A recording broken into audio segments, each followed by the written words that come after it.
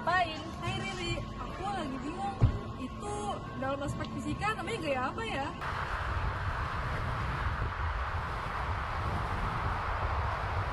Oh, sini aku ajarin. Yuk. Assalamualaikum warahmatullahi wabarakatuh. Tabi pun, perkenalkan nama saya Triana Basalama. Apa kabar teman-teman semua? Semoga kita semua berada dalam kondisi sehat walafiat. Pada video pembelajaran kali ini, saya akan menjelaskan tentang gerak lurus. Tetapi, ada baiknya kita berdoa terlebih dahulu. Berdoa dipersilakan.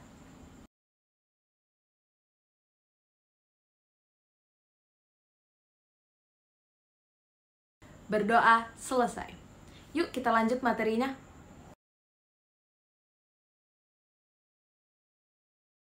Sebelum kita mendalami materi gerak lurus, kita harus tahu dulu apa itu pengertian gerak. Gerak adalah perubahan kedudukan benda dengan lintasan tertentu berdasarkan titik acuan tertentu. Perubahan letak dapat kita lihat dari membandingkan letak benda tersebut terhadap suatu titik yang dianggap tidak bergerak atau titik acuan, sehingga gerak memiliki pengertian yang relatif atau nisbi.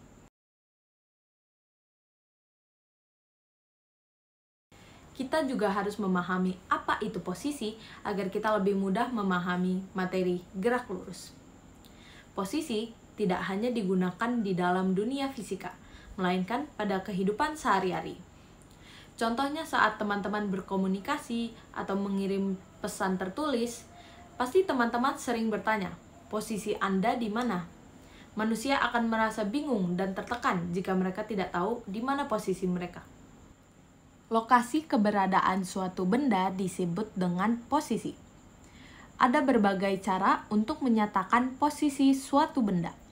Di dalam pembahasan ini, posisi benda dinyatakan dengan menggunakan sistem koordinat Kartesius tegak.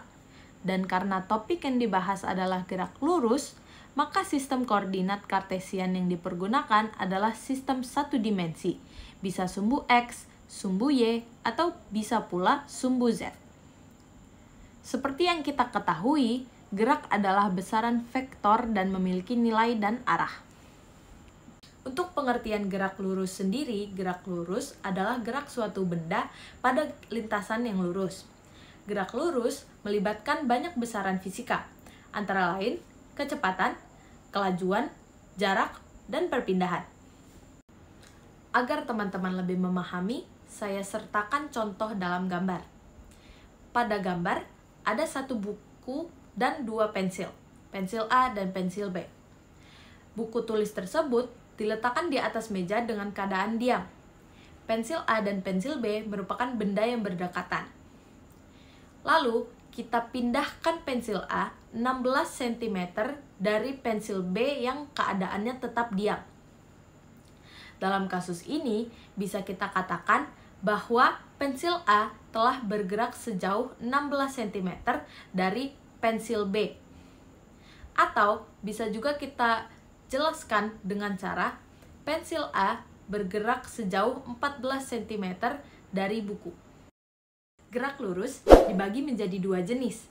Yang pertama ada gerak lurus beraturan dan gerak lurus berubah beraturan.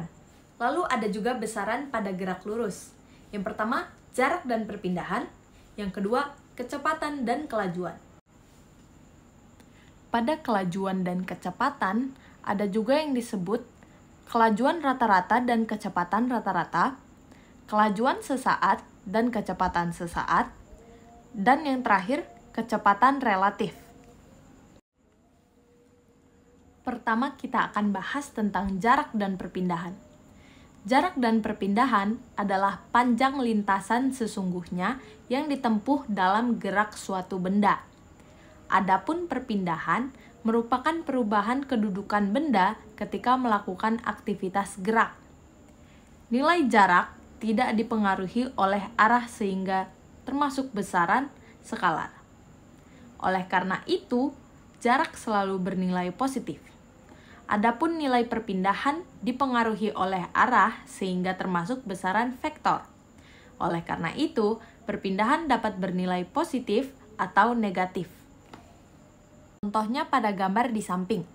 Ari ingin menuju ke sekolah dari posisi A melalui jalan yang berpola garis.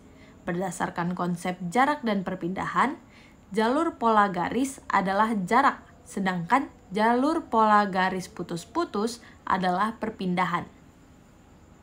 Kelajuan kecepatan. Kelajuan melibatkan besaran jarak dan waktu, sedangkan kecepatan melibatkan besaran perpindahan dan waktu. Oleh karena itu, kelajuan merupakan besaran skalar, sedangkan kecepatan adalah besaran vektor. Kelajuan tidak memperhatikan arah gerak benda, sedangkan kecepatan memperhatikan arah gerak benda. Bisa juga dikatakan bahwa kecepatan adalah kelajuan yang memiliki arah. Contoh kelajuan adalah Sinta berjalan dengan kelajuan 2m/s. Adapun kecepatan dapat dilihat dalam contoh Sinta berjalan dengan kecepatan 2m/s ke arah timur. Salah satu alat untuk mengukur kelajuan suatu benda adalah ticker time atau pewaktu ketik. Benda yang bergerak tidak selalu memiliki kelajuan yang sama, maka muncullah beberapa macam kelajuan dan kecepatan, antara lain kelajuan kecepatan rata-rata. Kelajuan rata-rata didefinisikan dengan hasil bagi jarak total ditempuh dengan waktu tempuhnya. Oleh karena jarak dan selang waktu merupakan besaran skalar, kelajuan rata-rata juga berupa besaran skalar. Jadi, kelajuan rata-rata tidak bergantung pada arah. Persamaan kelajuan rata-rata adalah sebagai berikut. V sama dengan S per T. V sama dengan kelajuan rata-rata atau m/s, S adalah jarak total, T adalah selang waktu. Kecepatan rata-rata adalah hasil bagi antara cara perpindahan dan selang waktunya. Perpindahan merupakan besaran vektor, maka kecepatan rata-rata juga besaran vektor. Kecepatan rata-rata searah dengan arah perpindahan. Dua kecepatan rata-rata akan bernilai sama hanya jika besar dan arahnya sama. Persamaan kecepatan rata-rata adalah sebagai berikut. V sama dengan delta S dibagi dengan delta T. Atau S2 min S1 per T2 min T1. Keterangannya adalah V adalah kecepatan rata-rata, delta S adalah perpindahan, delta T adalah selang waktu, S1 adalah posisi awal, S2 itu posisi akhir, T1 adalah waktu saat di S1, dan T2 adalah waktu saat di S2. Besar kecepatan rata-rata merupakan harga mutlak dari persamaan tadi. Persamaan besar kecepatan rata-rata adalah sebagai berikut.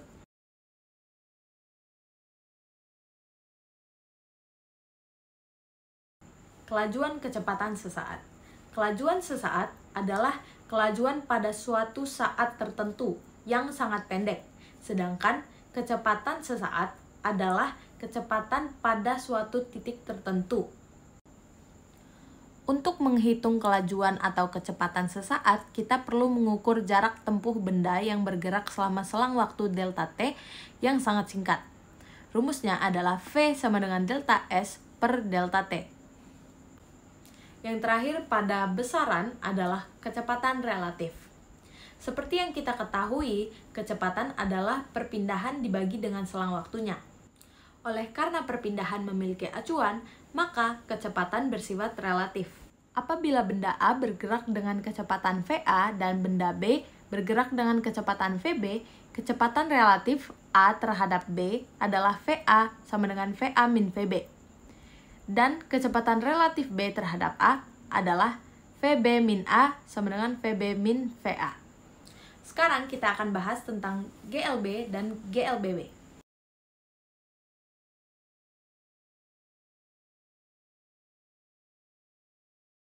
GLB atau gerak lurus beraturan adalah gerak suatu benda pada lintasan yang lurus. Pada GLB atau gerak lurus beraturan, benda menempuh jarak yang sama dengan selang waktunya. Gerak lurus terjadi pada kereta api yang berjalan di atas relnya. Karena lintasan rel keretanya lurus, maka kereta sedang mengalami gerak lurus. Yang pertama kita akan bahas tentang grafik jarak terhadap waktu pada GLB. Tampak pada gambar bahwa grafik jarak atau S terhadap waktu atau T berbentuk garis lurus miring ke atas melalui titik asal koordinat O atau 0,0, ditinjau dari kemiringan grafik. Dengan demikian, jika grafik jarak terhadap waktu dari dua benda yang bergerak beraturan berbeda kemiringannya, grafik dengan sudut kemiringan besar menunjukkan kelajuan yang lebih besar. Yang kedua, kita akan bahas grafik kelajuan terhadap waktu pada GLB. Tampak pada gambar bahwa grafik V terhadap T berbentuk garis lurus horizontal. Bentuk ini menunjukkan bahwa GLB kelajuan selalu tetap untuk selang waktu kapanpun. Yang ketiga adalah hubungan antara jarak, kelajuan, dan selang waktu pada GLB. Persamaan yang menunjukkan hubungan antara jarak, kelajuan, dan selang waktu pada GLB adalah S sama dengan V kali T. S adalah jarak, V adalah kelajuan, dan T adalah selang waktu. Dilihat dari grafik V terhadap T pada GLB, jarak S merupakan luas daerah yang dibatasi oleh V dan T. Dari grafik di samping, jarak S sama dengan luas persegi panjang dengan panjang T dan lebar V. GLBB atau gerak lurus berubah beraturan adalah gerak benda pada lintasan yang lurus dengan kecepatan berubah secara teratur tiap detiknya. Gerak jatuh merupakan salah satu contoh GLBB atau gerak lurus berubah beraturan. Pada GLBB ada yang disebut dengan percepatan dan perlajuan. Percepatan adalah perubahan kecepatan dalam satu satuan waktu. Percepatan merupakan besaran vektor karena mengandung besaran kecepatan yang juga merupakan besaran vektor. Persamaan dari percepatan rata-rata adalah sebagai berikut. A sama dengan delta V per delta T. V1 min V0 per T min T0.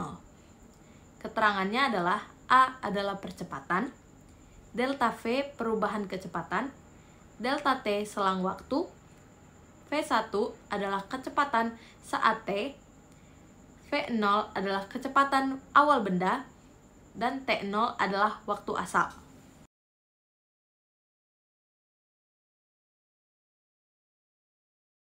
Kita akan bahas lagi tentang pengertian GLBB. GLBB adalah gerak benda pada lintasan lurus dengan percepatan yang tetap. Maksud dari percepatan yang tetap adalah percepatan yang memiliki nilai perubahan kecepatan dan arah yang tetap. Persamaan dalam GLBB dituliskan sebagai berikut.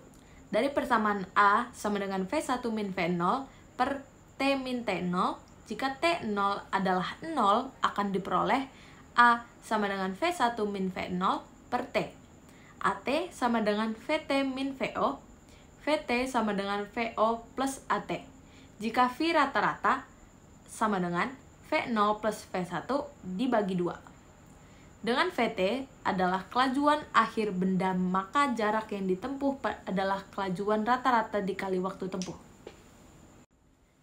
Dengan memasukkan T sama dengan VT min V0 per A ke S sama dengan V0T plus setengah AT kuadrat, diperolehkan rumus VT kuadrat sama dengan VO kuadrat plus 2AS. Berdasarkan nilai percepatan yang dimiliki, dikenal GLBB diperlambat dan GLBB dipercepat.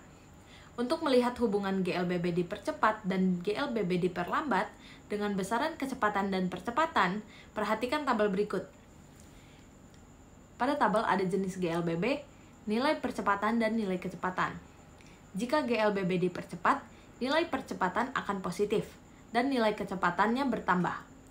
Jika GLBB diperlambat, nilai percepatan akan negatif, nilai kecepatan akan berkurang. Sekarang kita akan bahas soal. Soal pertama.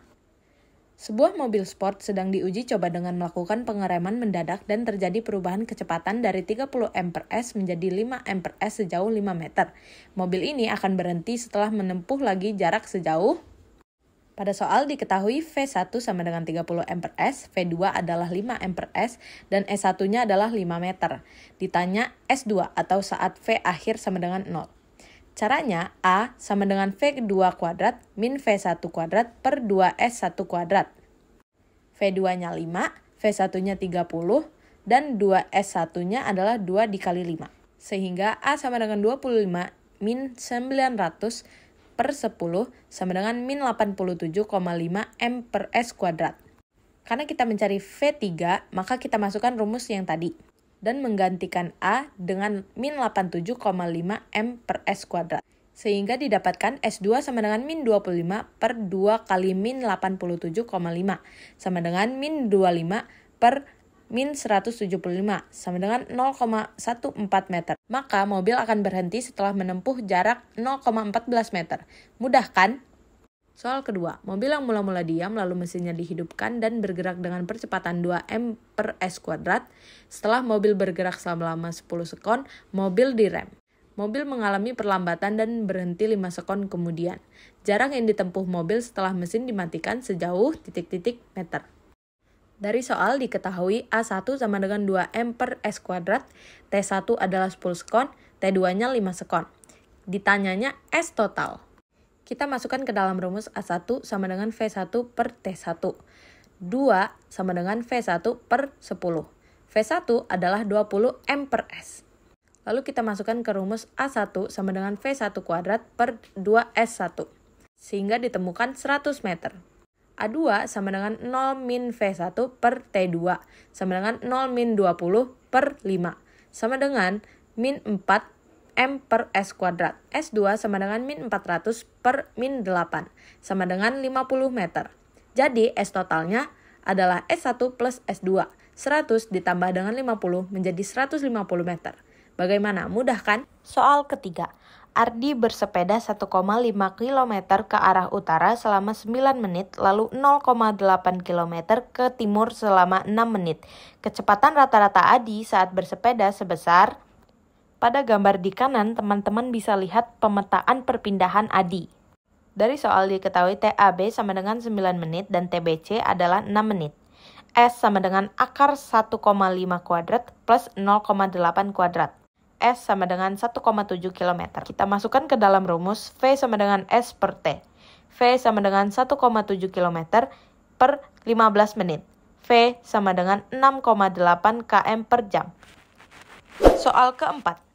Partikel dipercepat dari 20 M per S menjadi 50 M per S dalam waktu 6 sekon. Jarak yang ditempuh selama waktu tersebut sejauh. Dalam soal diketahui V0 sama dengan 20 M per S, Vt adalah 50 M per S, dan T atau waktu adalah 6 sekon. Kita cari dulu A-nya. Vt sama dengan V0 plus A kali T. 50 M per S sama dengan 20 M per S plus A kali 6S. 30 M per S sama dengan 6AS. A sama dengan 30 M per S per 6S. Sama dengan 5 M per S kuadrat. Sekarang kita mencari S. S sama dengan V0 dikali T tambah setengah AT kuadrat.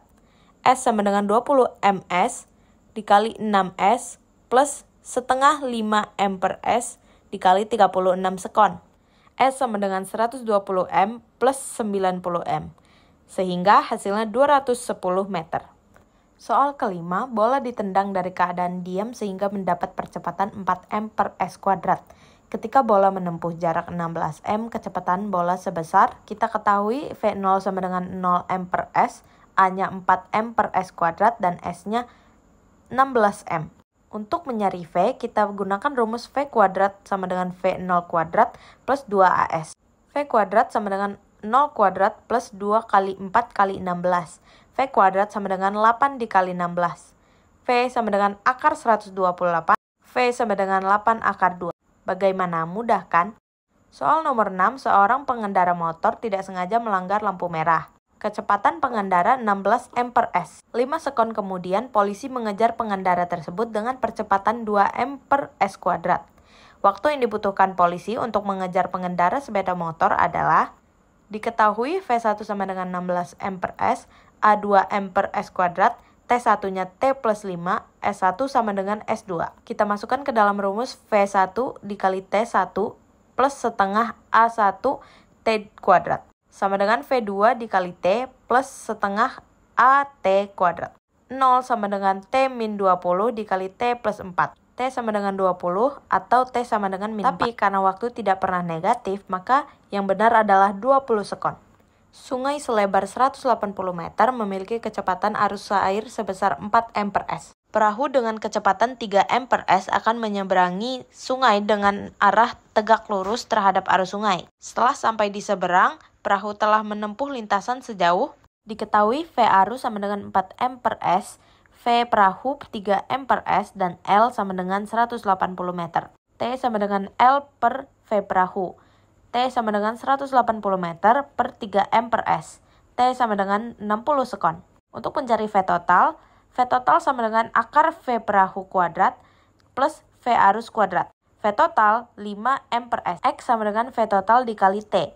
5 M/s dikali 60 sekon sama dengan 300 meter. Jadi, sampai di seberang, perahu telah menempuh lintasan sejauh 300 meter. Soal ke-8, partikel diperlambat dari kecepatan 50 M/s menjadi 20 M/s setelah menempuh jarak 70 meter. Partikel akan berhenti setelah menempuh jarak lagi sejauh, dari soal diketahui V0 sama dengan 50 M/s, VT adalah 20 M/s, dan S1-nya 70 meter. Kita ditanya S2. VT kuadrat sama dengan V0 kuadrat dikali 2 kali AS. 400 sama dengan 2500 plus 140A. 140A kita pindah ruaskan menjadi min 140A sama dengan 2500 min 400. Min 140A sama dengan 2100 min A sama dengan 2100 per 140. A sama dengan min 15 M/s kuadrat. Kita masukkan A tadi ke dalam rumus berikut. VT kuadrat sama dengan V0 kuadrat plus 2AS. 30S sama dengan 400, S sama dengan 400 dibagi 30. Maka jarak yang ditempuh partikel sebelum berhenti adalah 13,33 meter. Sebuah mobil bergerak dengan kecepatan awal V, lalu dipercepat hingga 2V. Jika mobil berpindah sejauh Y, selama mengalami perubahan kecepatan, percepatan mobil sebesar. Dalam soal, V0 sama dengan V, VT sama dengan 2V, S sama dengan Y. Untuk mencari A, kita gunakan rumus VT kuadrat sama dengan V0 kuadrat plus 2AS. 2V kuadrat sama dengan V kuadrat plus 2AY. 4V kuadrat sama dengan V kuadrat plus 2AY. 4V kuadrat sama dengan V kuadrat plus 2AY. 3V kuadrat sama dengan 2AY. A sama dengan 3V kuadrat per 2V. Maka percepatan mobil sebesar 3V kuadrat per 2Y. Soal terakhir, truk bergerak dengan kecepatan 54 km per jam ke arah selatan. Di depan truk ada pohon tumbang sehingga sopir mengerem dan truk berhenti setelah 6 sekon. Besar dan arah perlambatan truk adalah V0 sama dengan 54 km per jam sama dengan 15 M/s. VT sama dengan 0 M/s, T sama dengan 6 sekon. Ditanya A dan arahnya. Kita gunakan rumus VT sama dengan V0 plus AT. 0 sama dengan 15 plus A kali 6. 6A sama dengan min 15.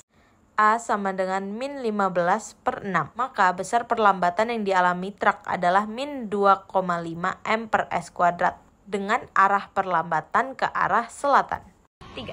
Nah, sekarang kamu udah tahu kan mobil itu bergerak dengan apa dalam aspek fisika? Sudah, terima kasih ya Riri. Bagaimana, mudah kan? Semoga video pembelajaran ini bermanfaat untuk teman-teman semua ya. Saya ucapkan terima kasih. Wassalamualaikum warahmatullahi wabarakatuh.